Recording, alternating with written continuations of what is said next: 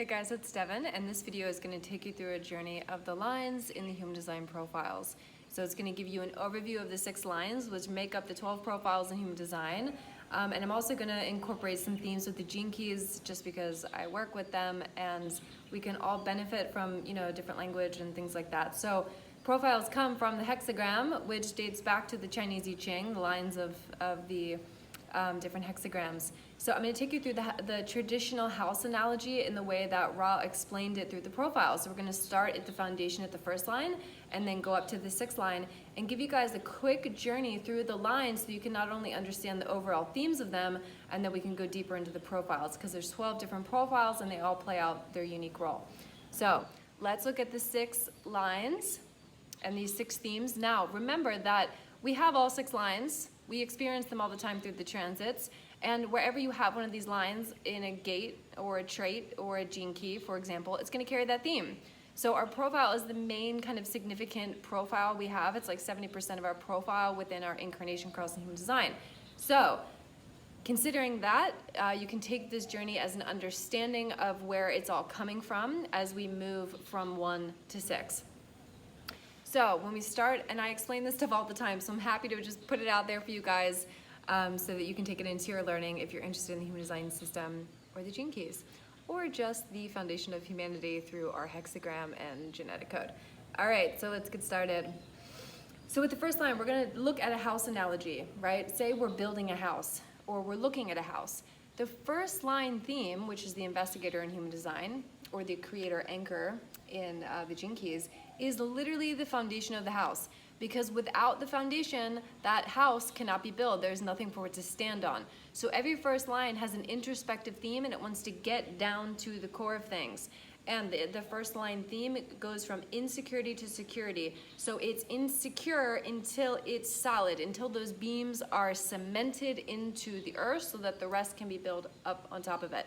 So if you have the first line in your profile, you can be an anchor for other people because you create that foundation. And you also want to get down to the nitty-gritty and get to the core of things as an investigator, before sharing that, for example, as an authority in these kind of details. Now, when we shift up into the second line, the second line is different. It's more fluid, too, in partnership. It comes in with some kind of natural talent.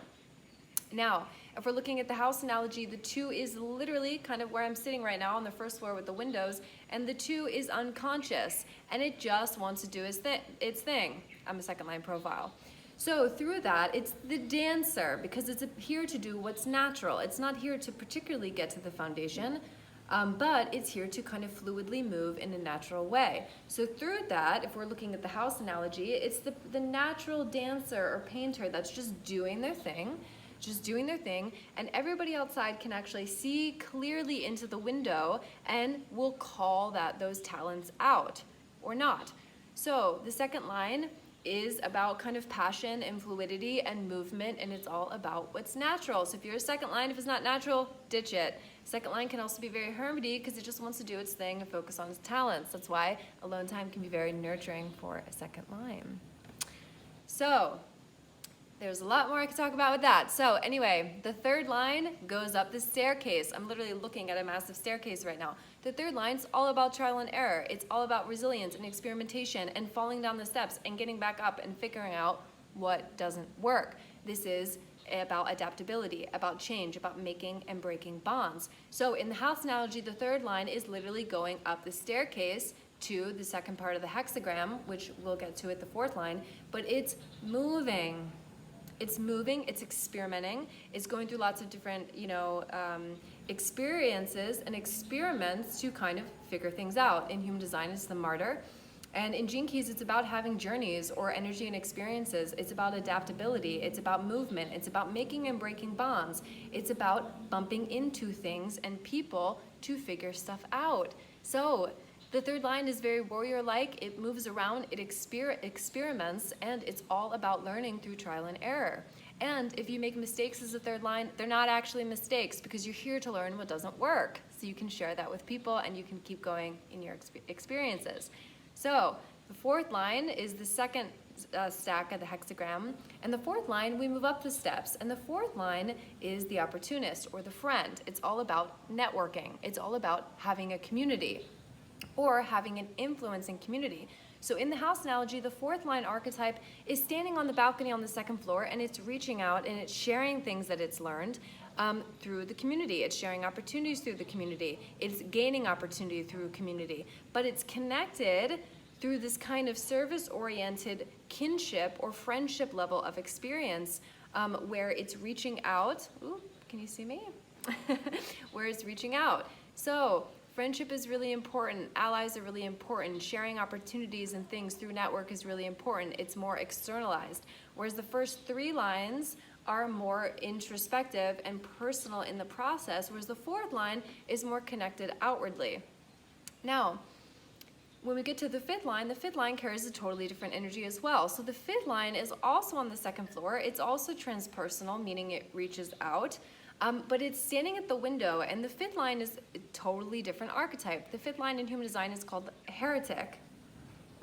And the heretic can see out the window. It can see everything, but no one can fully see into the fifth line because they're just standing at the window, and people can see somebody standing there, but there's always this projection, kind of like the projection of the second line. People will project in on the second line for their talents.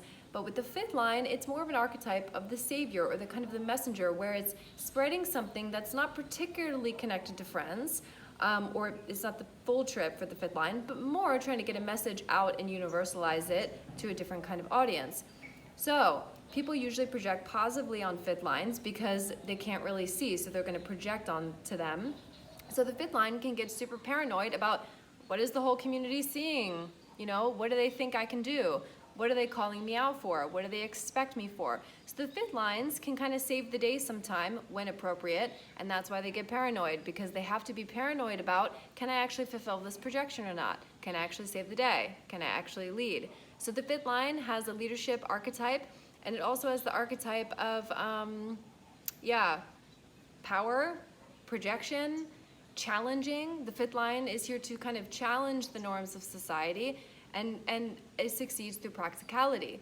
So the fifth line is a totally different archetype, and it can be a bit sharp because it's kind of standing there, people can't totally see in, but it gets kind of smart about how to share that message out to, strangers. So the fifth line, because people can't totally see in, can have an affinity with strangers, whereas the fourth line can tend to have more of an affinity with friendship, for example.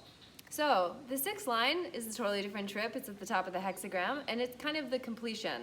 So for the first 30 years of the sixth line's life, they're going to act in the third line archetype. So they're going to be trial and erroring before Saturn return. And then around Saturn return, they shift into the sixth line phase, and then they kind of have this 20-year period of recovering, settling, sitting back, kind of, morphing into their life, learning about the wisdom from the first 30 years. And they're kind of on the roof. So the the sixth line can be kind of aloof. They're designed to be the role model. They're the role model or the objective leader in human design. And in Gene Keys, it's the teacher. So can you see how different all these archetypes are? And we carry all of these archetypes in our design, okay? And the way we interpret it in our lives is going to be totally unique. The way that these themes come out are totally unique. So back to the role model. The role model can be kind of aloof and detached because the role model's up on the roof and they can see everything, but they don't particularly always want to totally get involved. But essentially, they're here to evolve and blossom into the teacher, but of the teacher through experience, the teacher through what they've learned and through embodying that. So the sixth line for that period is there's this roofing stage. It's really funny. I know a lot of sixth lines that actually I actually know one that literally lives kind of on this roof area looking out, totally aloof. And then after 50, there's this embodiment stage through the Chiron cycle, where after that Saturn return phase, they get off the roof and they walk in the world as the embodied role model or teacher through this life experience. Okay, so you can see how there's these totally different themes. We have the first line, which is the creative foundation. We have the second line, which is the dancer that moves passionately through talents. We have the third line that is this resilient warrior that moves and adapts and changes and learns through the energy and experiences. We have the fourth line that is skilled at communicating and networking and sharing opportunities and being called into opportunities through their network. Then we have the fifth line, which is the leader archetype. We're here to challenge things or get things out into the world. And then we have the sixth line that is the teacher or the role model through their life experience or through what they teach. So you can take these themes into your life. You can just figure out which one resonates with you. You can learn about your profile in human design. And when they come together in these 12 different configurations, they carry a whole different way that they operate. So I hope that this little download about the foundational analogy of the house and the 6 lines of the hexagram and how they work was of value to you. I would love to hear from you guys, so make sure to leave a like and to comment what stood out to you, or if you have any questions. And I post videos on a frequent basis, so make sure you subscribe to stay in touch and get notified for upcoming videos. Lots of love, guys. Hope that was helpful.